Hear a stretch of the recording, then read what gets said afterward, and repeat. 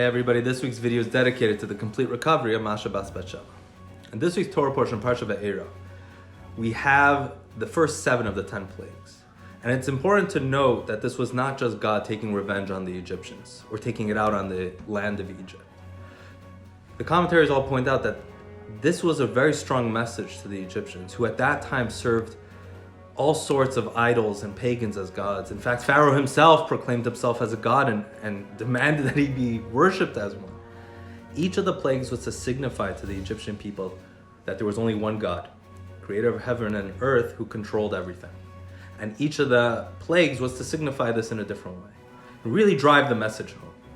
Not the 150 other thousand gods that they served, there was only one God. But this was also, on a deeper level, sending a message to the Jewish people that they were billboards for the Jewish people. Where we see billboards all the time. We're bombarded by advertisements all the time. But the truth is that every single Jewish person is also a walking billboard. When people see us, when they interact with us, they fairly or unfairly sometimes generalize our behavior on all the Jewish people. Oh, this is how all Jews are. For the good, and sometimes not for the good. And that's why it's so important that when we are out and about, we make sure that we are a billboard for positivity. That when people see us, they say, oh, they are part of the Jewish nation. Oh, they are, I can see why, they behave the way they do. It's very special. We are walking billboards of our relationship with God. There was once a federal judge in Michigan who was at a dinner, and Rabbi Beryl Wein, who's a big Orthodox rabbi, was speaking at the event. And the judge really enjoyed what he said, so he invited him to his home so they could speak at length.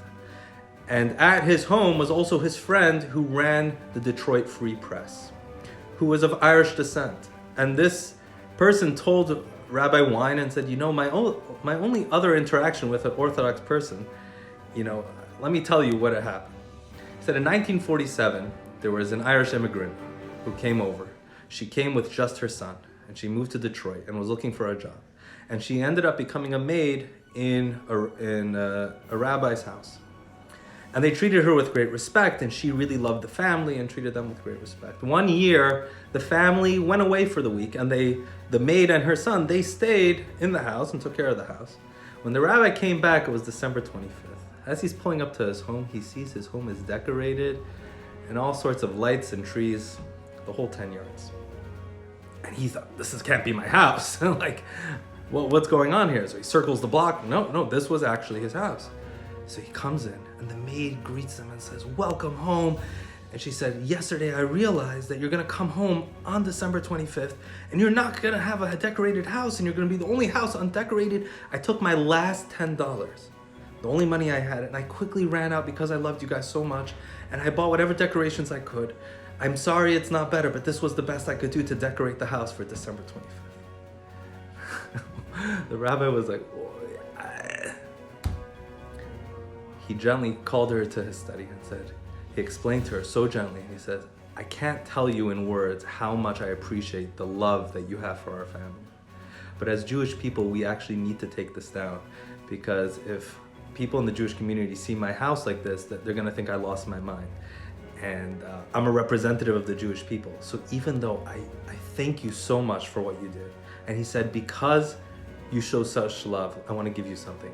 And the rabbi, who was not rich at all, took out a $100 bill, which this is 1947, so it was a lot more than $100, and gave it to her and said, this is because of the love you showed our family. And I thank you so much. And with that sensitivity, that made such a huge impact on her. And the guy who ran the Detroit Free Press told Rabbi Wein and said, that was my mother, and I was the little boy. And I can't tell you how much this made an impression on her, the sensitivity of the rabbi.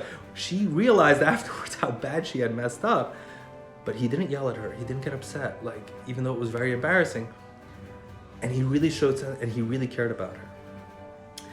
And he said that our families and the rabbi's families every year get together for a dinner to keep this relationship up, because we became so close. And this is a story Rabbi Beryl Wein shared. So we never know the lasting impact. And the runner of the Free Press said, you should know that in my newspaper, I make sure to always treat Israel fairly because of that relationship I have with them. We report the news, but it's always done in a fair way.